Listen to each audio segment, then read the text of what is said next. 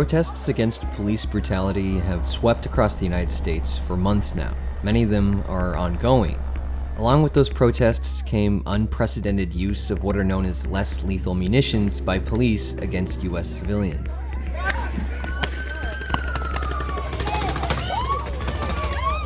These are devices like tear gas, rubber bullets, or flashbangs.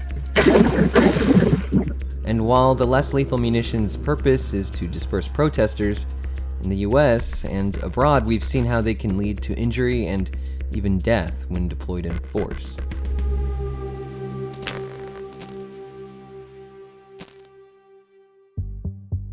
Less lethal munitions, or LLMs, have become ubiquitous in policing around the world.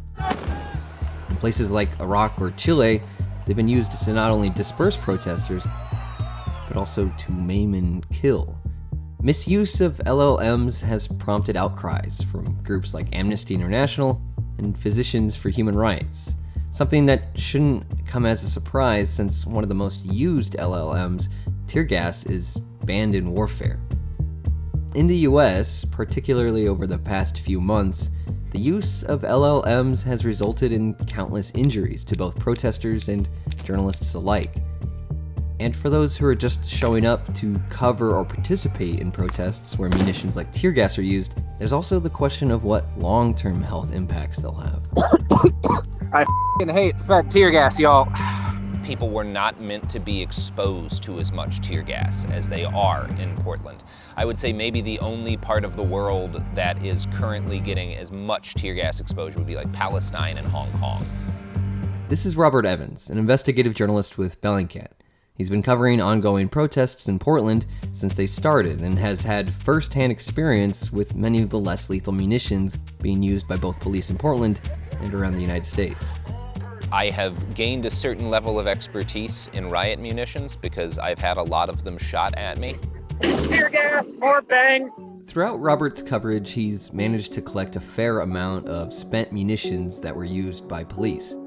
This includes everything from tear gas dispensers to flashbangs and smoke grenades. We asked him to go through some of the munitions with us and explain what his experience has been with them. Broadly speaking, the LLMs used by police in the United States that we're looking at fall into three different categories: chemical, impact munitions, and distraction devices. The first category are things like tear gas or smoke grenades, used to disperse large groups of protesters with a chemical irritant. A number of munitions used in protests fall under this category and have names like triple chaser grenades or scat shells, which are small pucks launched out of an aluminum shell. Both were used heavily by federal police in Portland.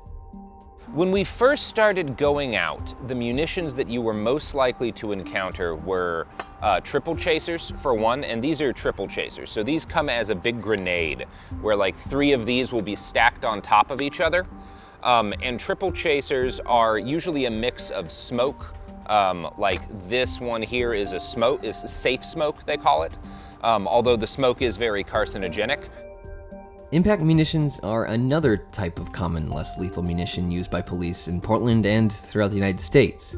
They can cause serious injuries when used improperly, such as when beanbag rounds were found to have caused skull fractures in Austin, Texas. A similar incident occurred in Portland, where a protester named Donovan LaBella was shot in the head with an impact munition.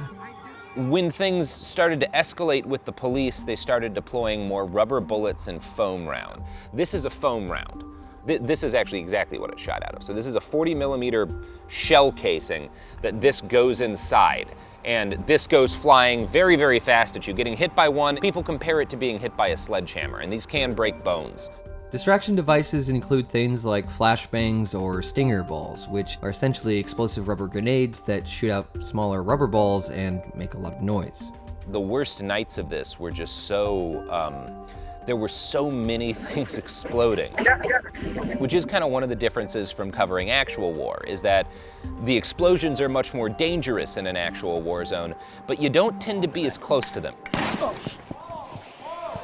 By far, the largest producer of less lethal munitions used in the United States is a company called Defense Technology. A Bellingcat survey tracked at least 189 documented uses of different less lethal munitions manufactured by the group. Combined Tactical Systems is another common brand, with 63 instances of use documented by Bellingcat. As these less lethal munitions are put into the hands of more law enforcement agencies, questions around their use will only grow.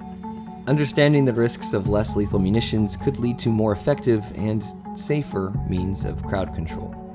We won't really know the long-term effects of all of this stuff for quite some time, nor will we know the effects of it kind of getting washed into the water table here. It's never really been used on this scale, at least not in the United States, and so people haven't done much research into the long-term effects.